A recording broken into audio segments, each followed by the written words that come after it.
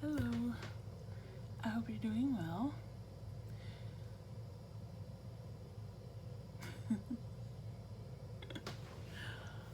um, so I've been prompted for a little while now to do a video just focused on the subject of forgiveness. it's difficult, right? It's a difficult thing to do. It's the kind of thing that can hold someone hostage for a long time. The inability to forgive another person, the inability to forgive oneself, it's a trap. It's a trap.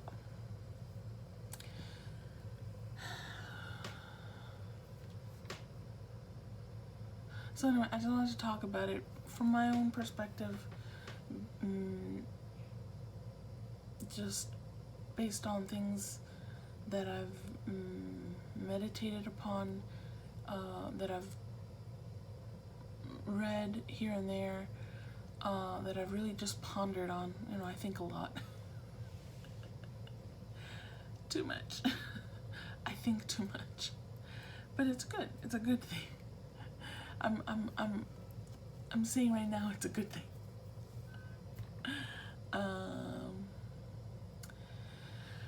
Let's see what comes out. I have notes because I took notes when I was thinking about this the other day.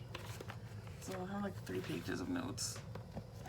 So I'll probably just straight up read it and then sort of talk about it a little bit. Because what it, you know, when okay.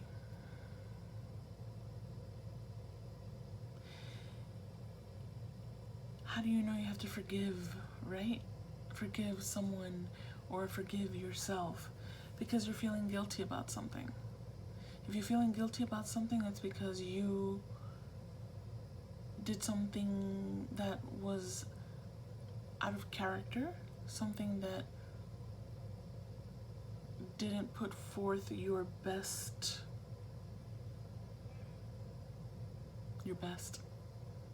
right? Or someone else did it to you, right? Although the things that come into our lives are things that we are projecting for ourselves. We're sort of bringing that on to ourselves. I know, people don't want to hear that shit. I don't want to hear it sometimes. When I'm questioning the things that are happening, the challenges that I'm living on a regular basis, I don't want to hear it, that I brought it on myself. But it's true.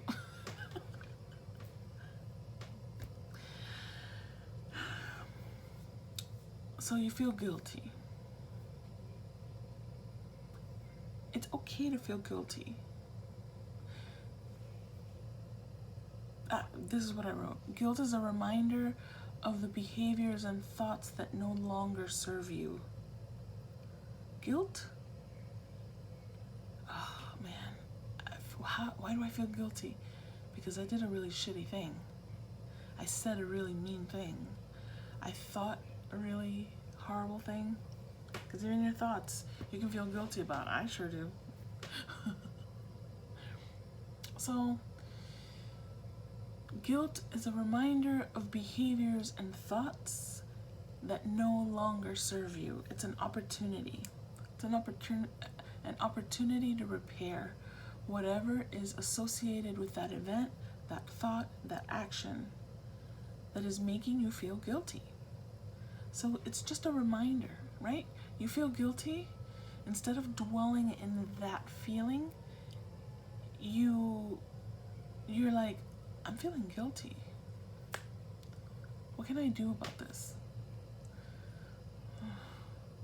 Let's repair this, right? Let's fix this, because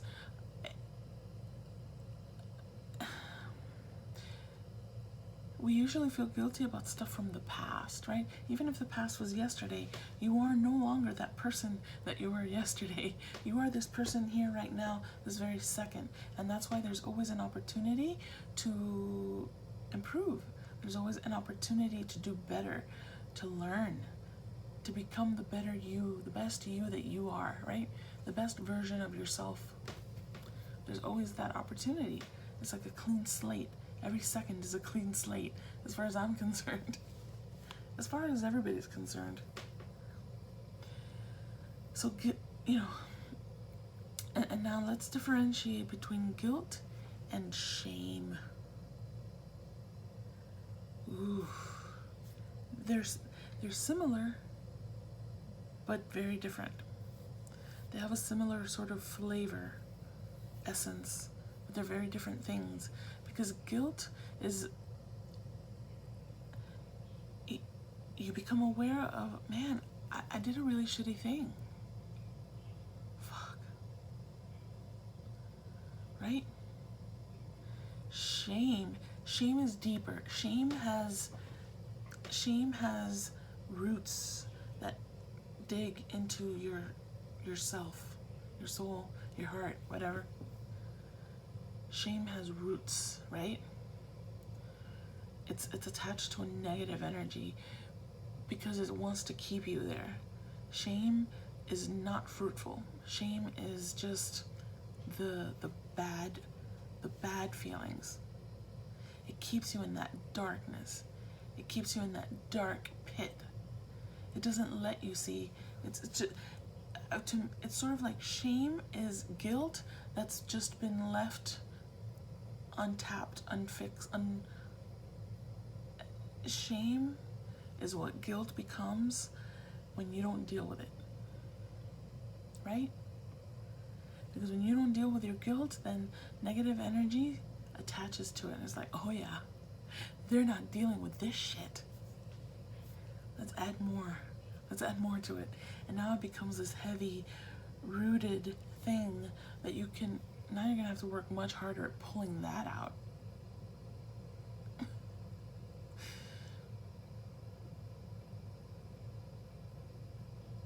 Own your mistakes. You gotta own your mistakes.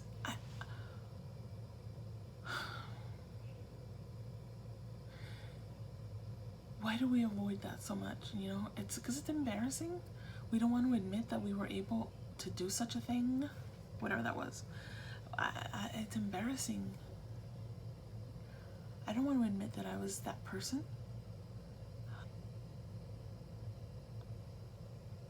But how empowering is it when you can own it and you can be like, I was a fucking asshole.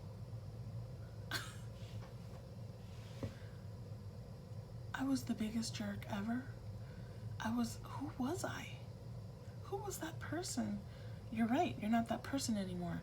So work on forgiving yourself, because you are no longer that person that was capable of doing such a thing.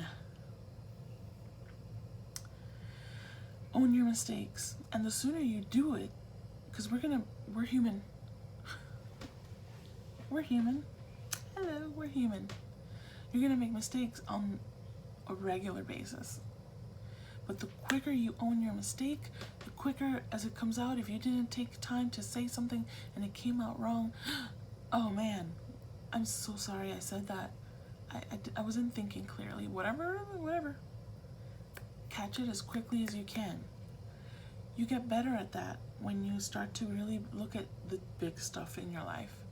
The stuff that you haven't looked at for a while. Let's bring it out. Let's go in, let's open the door, take off the cobwebs. Let's deal with it.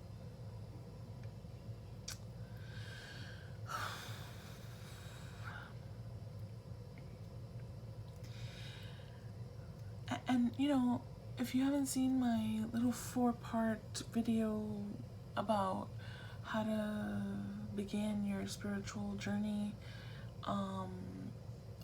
if you're interested in that, I would urge you to take a look at those. Again, I'm not an expert. I'm a person that, just like everybody, that's going through the experience, that's going through this journey. I'm just sharing my journey and what I'm going through, and the ups and the downs, trying to show you how one person can do it. If I can do it, anybody can do it, that sort of thing.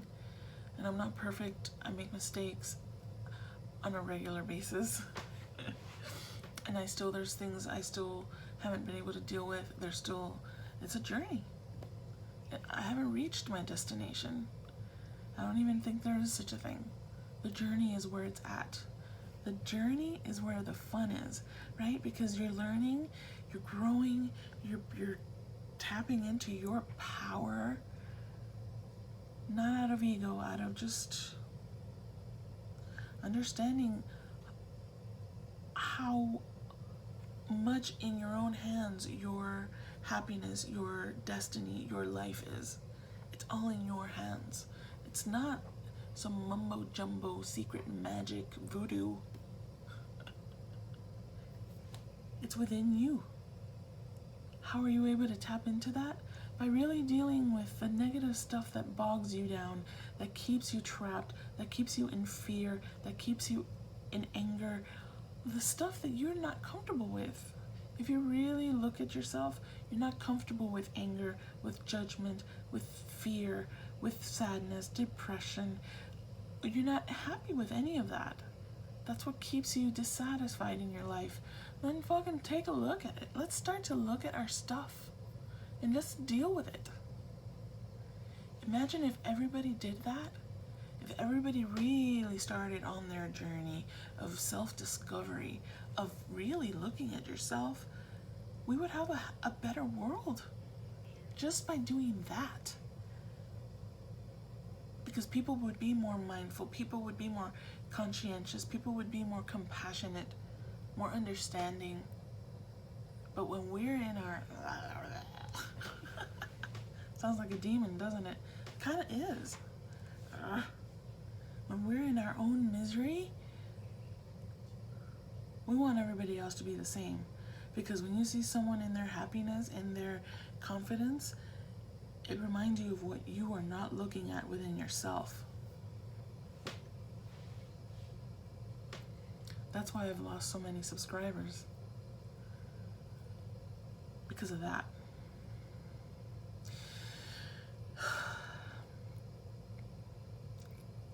So you're looking at your mistakes, you're owning them. What an awesome freaking person are you when you own your mistakes. You're not that petty little shit that everybody hates in an office, in a workplace. Man, they never admit. They're always blaming someone else for their mistakes. Nobody likes that person. We don't want to be that person. We want to be like, oh man, I fudged up. I'm so sorry. I'm so sorry, I don't know what happened. Or if you do know what happened, own it. Yeah, I was just rushing because I want to go home. Whatever, you know what I mean?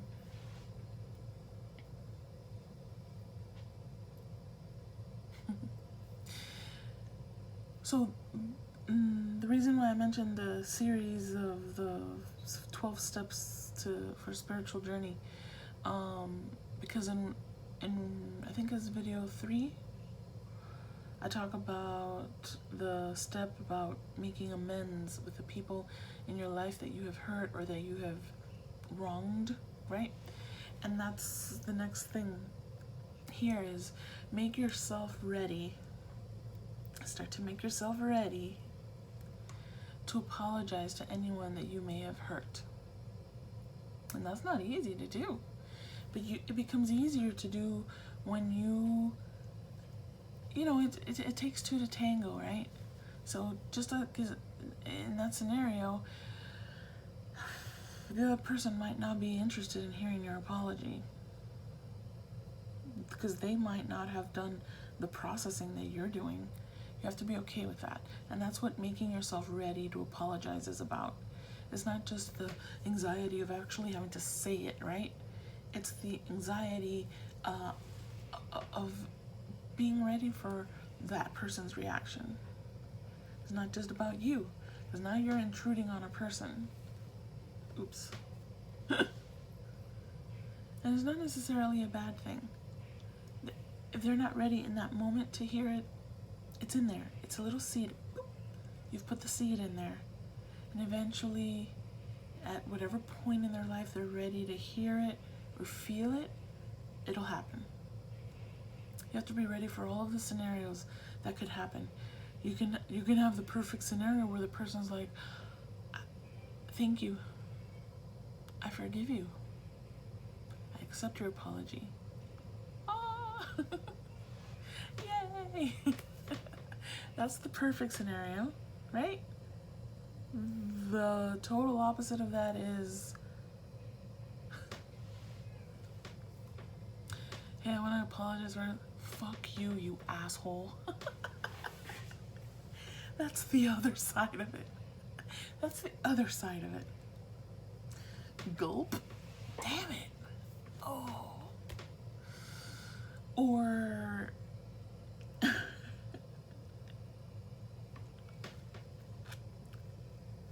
sorry, my nose starts to itch when I do these videos. Why?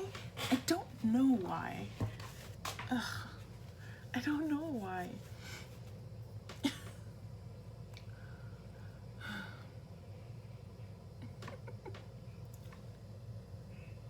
My lipstick always gets smeared. I'm a mess. I'm a hot mess.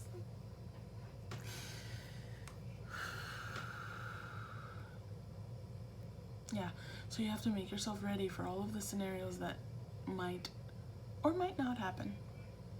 At a certain point, you can't really control that. Some people would say, well, it's not right for you to intrude yourself into someone's life if they're not ready to hear your apology. They're in a different space, mental space. I'm a firm believer that it's always the right time. No matter what's going on in that other person's life, it doesn't matter. They were wronged, and somewhere back there, somewhere, that hurt is still there.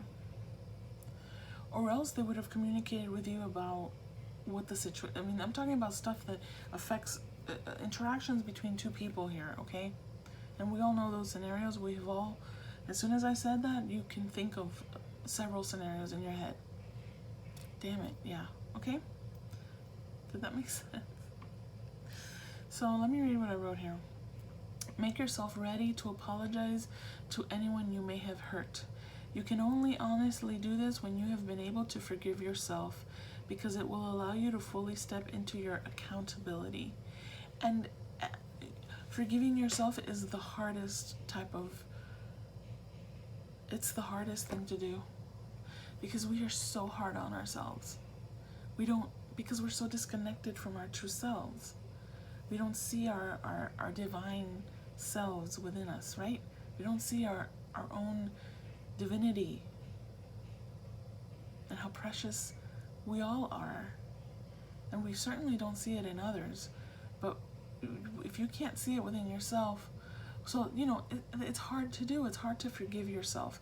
But the only thing that I keep reminding myself, certainly, is that I am not the person that did that anymore. If I had the opportunity now, I wouldn't do that again. I would approach it in a different way. So I really should forgive myself. I didn't know any better. Gosh, I didn't know any better.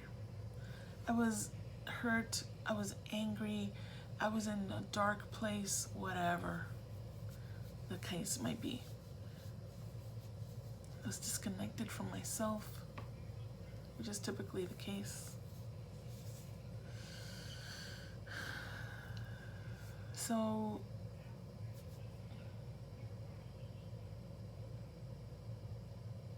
you have to forgive yourself first. It makes it much easier to ask for forgiveness or apologizing to someone else, okay? When you can be honest with yourself, you are capable of being so with others. And it's true. Practice with yourself, and you'll see how hard it is. Because I mean, really look at yourself. We don't even know ourselves. We're so disconnected. We just go through the surface, where we're living our lives on the surface. We don't delve deep into anything. Oh, it's time to start doing that. To really, really get the most juice out of this berry called life.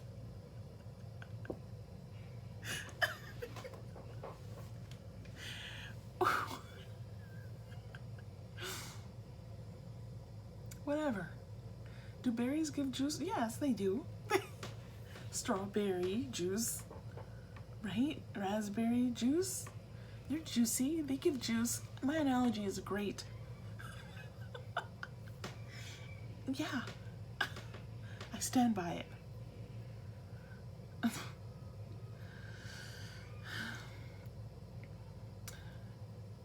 Once you've gone through all that and you're able to apologize, do so without expectation that the person will forgive you. Not everyone is at the same level. If healing needs to take place, they need time and space to think about what you've said. That's important. That's important. You can't force things on people. As much as we want to try to do that, we can't force things on people. At a certain point, you have to, ideally you go in without the expectation. That might be unrealistic. You might still have a little bit of an expectation of, oh, please, please, please, or at least hope that they do it right there. But if they don't, at some point you have to surrender that need for forgiveness from someone else. You need to surrender that need. Surrender the need to be forgiven, because you've already forgiven yourself. Okay? I know. Your apology might not stir in them a desire to forgive you, or even want to speak or interact with you. You need to be okay with that. It's not easy. It's not easy. But it's important. And when you're able to really release it, you feel great. You feel light as a feather. You feel like, okay, I can move on from this now.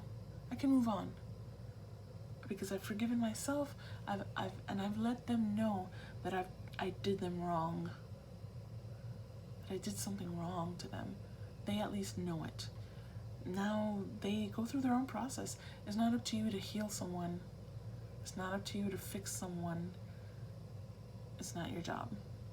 Release the need to do that. The desire to do that. Release that.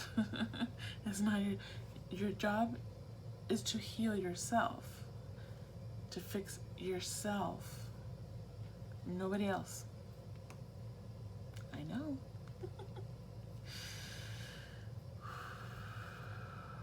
Gosh, this is so big.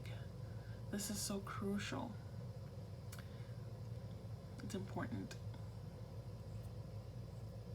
Some people don't even think that there's anything to forgive. They're so disconnected. Some people don't even realize that there's something. Oh, and this goes for, I don't know if I wrote about this here. This goes for if you're expecting an apology from someone. Oh, no. No. That might never happen. You need to forgive them. Up in the, look up to wherever you want to look up to and go, I really truly forgive this person. Write it down. Don't send anything. Write it down. Because if you, let's say you send a letter to someone saying, I forgive you for what happened during whatever. They might not be aware at all that there's anything to apologize about. They might not know that they hurt you.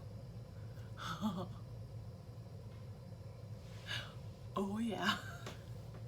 Because there are levels of denial that can go deep. If a person isn't aware that they hurt you, or they think, I didn't hurt them, I didn't do anything wrong, they have no need to apologize to you, do they? You know you were hurt, so forgive them and let it go. These are hard things to do. But when you're able to really release it, it feels so good. It does, it feels really good. Remember that your past errors and misbehaviors do not define who you are now.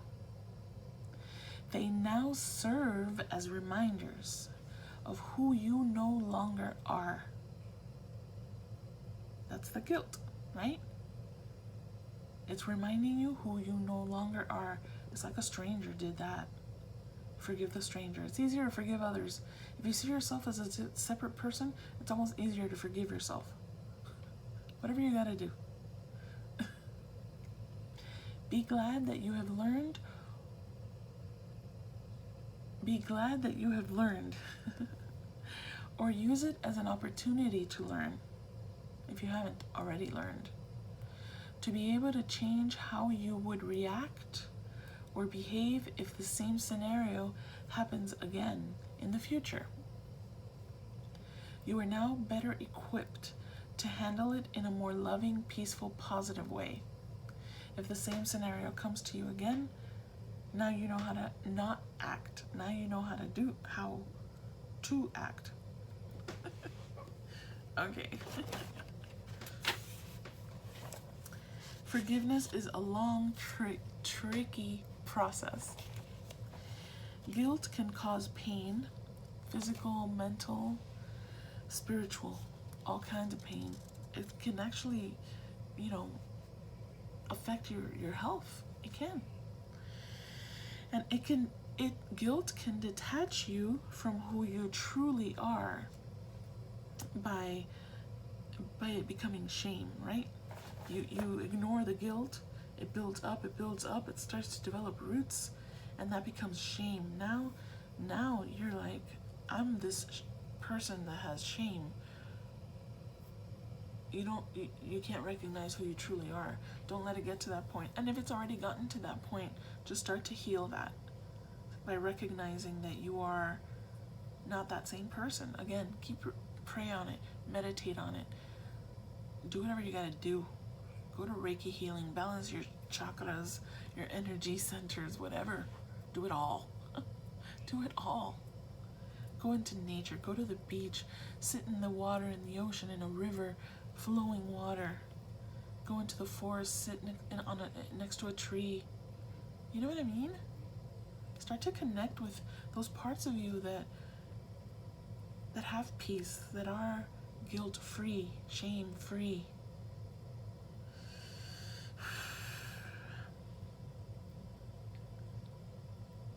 Be patient.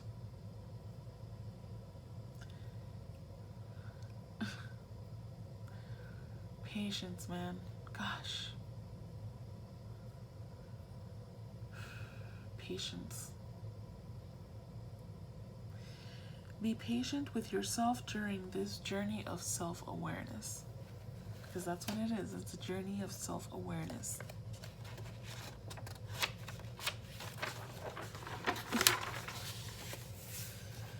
Just remember that you can only control your own emotions and how you react to the events of your life. Remember that you cannot change, fix, or heal anyone else. No one else. Only yourself. Take care of yourself. Heal yourself. That will be noticed by others and will serve as an example to follow, perhaps inspiring them to pursue their own journey to forgiveness.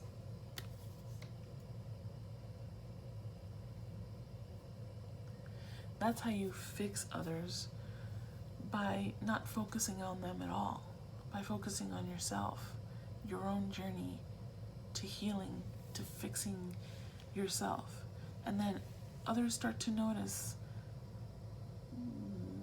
the smile on your face, the peace that you exude, right? And they're like, what's she doing? How's he doing that? How come he looks different? He's smiling more, he looks more relaxed. They might even ask you. And you can sort of tell them, oh, I'm just looking at my stuff. And you can say it however you want. Make it as nonchalant, kind of low-key. It's not that important. Because some people freak out if you tell them, I'm on a spiritual journey. They're like, shit. Some people don't understand. But if you just tell them, man, I got sick of, whatever. I'm just looking at my stuff. I'm forgiving myself for shit I did in the past. I don't even, just do it like that. It might pique their curiosity to start doing it for themselves. And now you've allowed yourself to be an example so that someone else can heal themselves. Okay?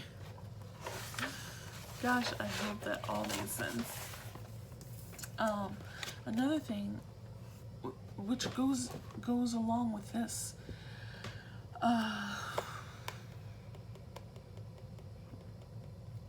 in the tarot, and I'm not going to talk to you about tarot, but there's the card of the Ace of Cups. In this particular deck, it's called the Ace of Water. It's emotion, it's love, falling in love, or the resurgence of spiritual growth and enhanced intuition, a new home, love, right? Self-love. And so this cup in the tarot, it's a cup with clear, sparkling water or liquid, right?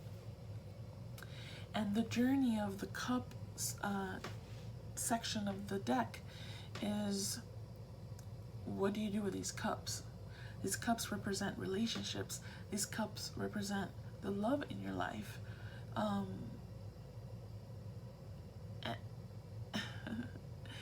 The thing that we are constantly doing is we all have our own cup. We all have our cup of love, right? When you're feeling disconnected from yourself and you're feeling all sorts of things, I can go into that a little bit more in another video. This one's already way too long. But I'll speak for myself. And it's a work in progress, okay? I'm not perfect. I still have a lot of things to learn and to connect and realize and stuff. But, I have my cup of love. And I've found that I've spent my whole life, for whatever X amount of reasons, giving my cup away to others, right? Giving myself away. Give it. Here. Take it. Take my cup. You want my cup? Take it. You don't even want it? Take it. Hey, here's my cup.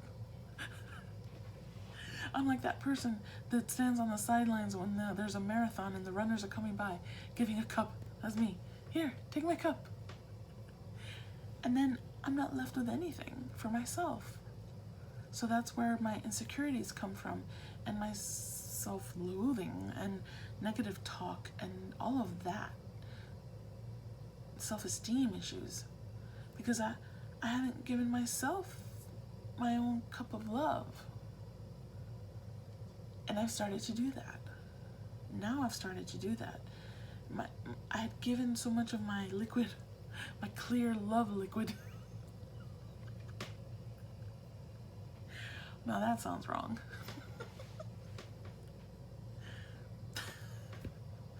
That sounded wrong. I'm not even going to deny it. It sounded wrong.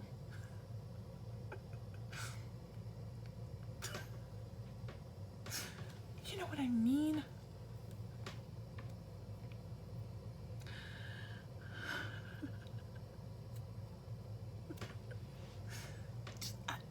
giving it away. So, hey, here's some. Hey, oh, let me give you a lot of this love liquid. Gosh, that sounds creepy.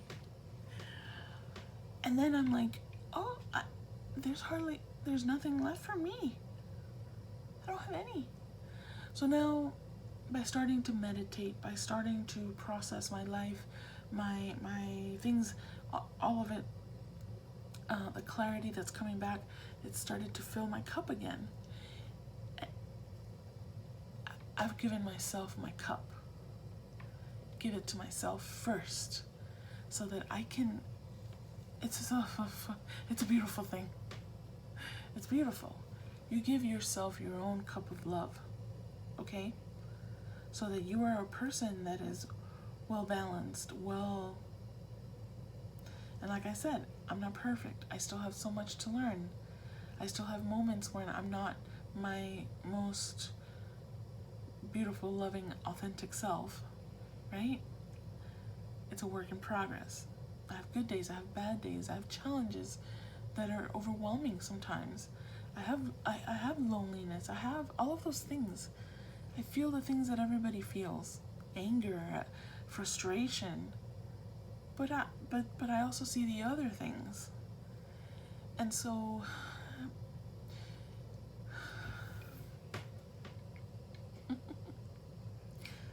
give yourself a cup of love. Your own cup of love. Give it to yourself. Start loving yourself. And you start loving yourself by forgiving yourself for the things that you've done, the things that you've said, the things that you've thought about. Surrender